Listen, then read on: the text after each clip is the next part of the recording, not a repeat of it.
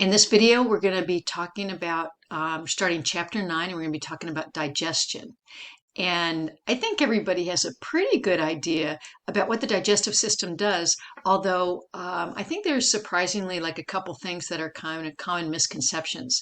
This diagram at the beginning of the chapter is really good. It's just a great summary, and it has, you can see where all the parts are and then the names and what they do. I'm not going to just read all this for you because probably most of it, like I said, you know, but I'm going to point out a couple things. Um, One of the things, just if you're not familiar with where your salivary glands are, probably a lot of people are, but sometimes you get those little, you eat something sour and you can feel your salivary glands, and you can feel the ones right anterior, right in front of your ears, and there's pretty big salivary glands there. You can see right here. And then there's some, if you just go along your jawline, there's some right on the inside of your jaw right there. So they're involved in secreting saliva, and that's actually the start. The saliva enables us to start chemical digestion of food because saliva can also contain digestive enzymes. The mouth with the teeth and the chomping up food starts the mechanical digestion, the physical breaking down of food. So digestion starts right away as soon as we put food in our mouth. People get this word mixed up with another similar sounding word. This one is pharynx, and sometimes people get that mixed up with the larynx from the respiratory system, which we'll be talking about next week. But the pharynx is just your throat. It's the dual passageway for your food and your air. So the pharynx is your throat. And then once you get that food into your throat, it's going to go down a flexible tube called the esophagus. Now, if you touch your right in the front of your neck right here, there's a hard tube. And that hard tube is actually the trachea where air goes down into your lungs. And the esophagus is behind that trachea. Like if you kind of poked your fingers behind there, which it probably would really hurt. I wouldn't do it. It feels really uncomfortable. But the esophagus is a flexible tube, so it's kind of protected behind the trachea. And the esophagus is muscular. It's made of smooth muscle mostly, and it pushes the food, hopefully in just one direction, down to the stomach.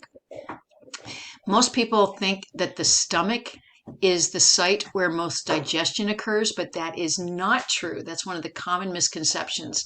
The stomach there is a little bit of digestion, proteins digested there. We're all familiar with the concept of stomach acid. And so the churning of the stomach mixes the stomach acid with some enzymes that are there and with the food that's been delivered to the stomach. But really, the main thing the stomach's doing is it's holding the food there until it can deliver it in smaller units into the small intestine. And it's really in the small intestine where most digestion actually occurs. So this is really the most important part of the digestive process is down there in the small intestine. Now, if we look at some other parts here, the liver, and the liver is our largest organ. And when you put your hand on your stomach, you're thinking, oh, I'm really hungry, and you're touching your stomach, you're actually really touching your liver. And your liver kind of leans, a bigger part of it's on the right side of your body than the left. But your liver kind of covers up your stomach a little bit. This picture has the liver kind of pulled up a little bit so you can see the stomach line underneath. Most of you are familiar with the gallbladder. Probably somebody in our class has had gallbladder surgery because of gallstones, but that's actually kind of embedded underneath the liver, and it's attached to the liver, so you can't really touch your gallbladder from the outside. It's covered up by the liver.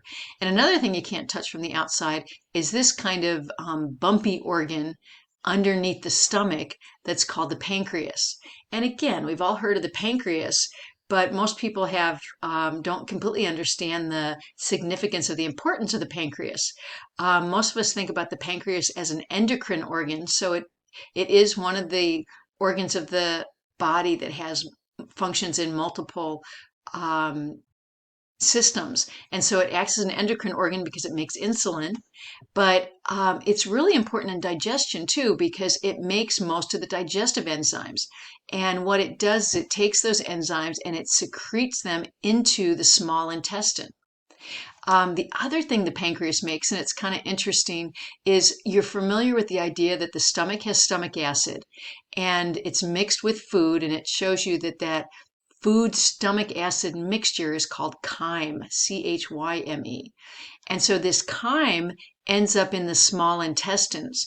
Now, if you just poured chyme into small intestines, all this acid would be there. It could damage a small intestine, and your material that came out at the end would feel very acidic. It would burn.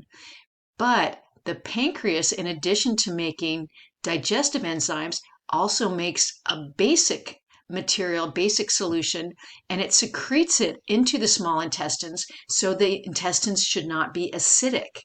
And that's another really important function of the pancreas. Most of the digestion of food occurs in the small intestine, and then what your body needs to do with that food is the nutrients need to be absorbed through the walls of the intestine into the surrounding cardiovascular system, into the surrounding blood vessels.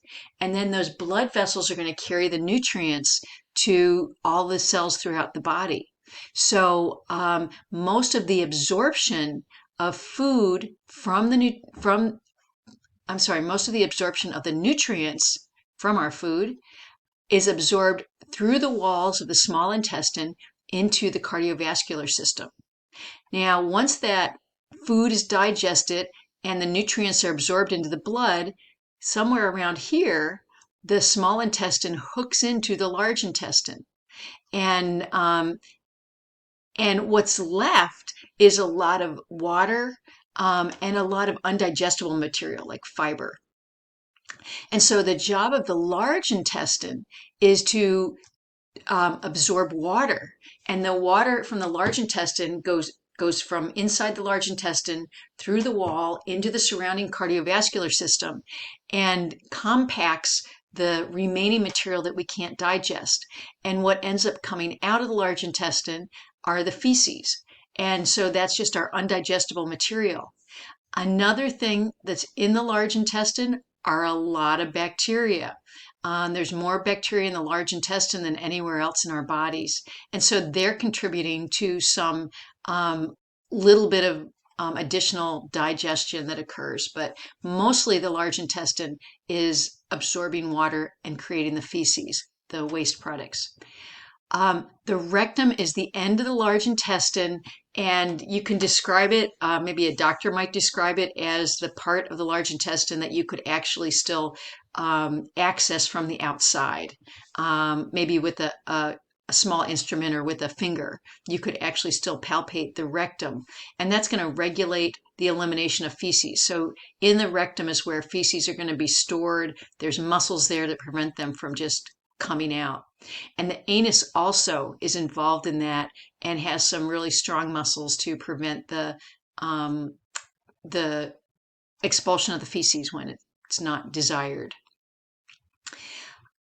We talked in the beginning chapters about hydrolysis and how large molecules are broken down into smaller by hydrolysis. So this is an important function of the digestive system. And it talks a little bit here about how food's broken down. Some of these words for the digestive system, if we look at the process or the functions, food is ingested, meaning it's taken in.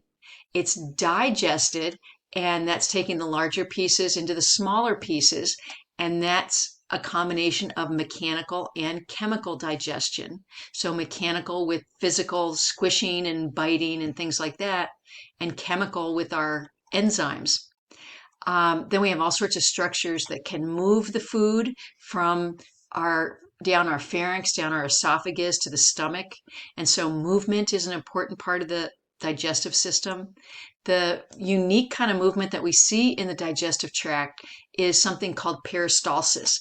And this is a rhythmic moving that it's the muscle kind of waving down, and it pushes food from the top of the esophagus down to the bottom, and then into the stomach. And the stomach can move by peristalsis and push the food down into the intestines. And the intestines move by peristalsis to push the material in one direction. So peristalsis is kind of rhythmic like contractions that's really critical to normal functioning of the digestive tract.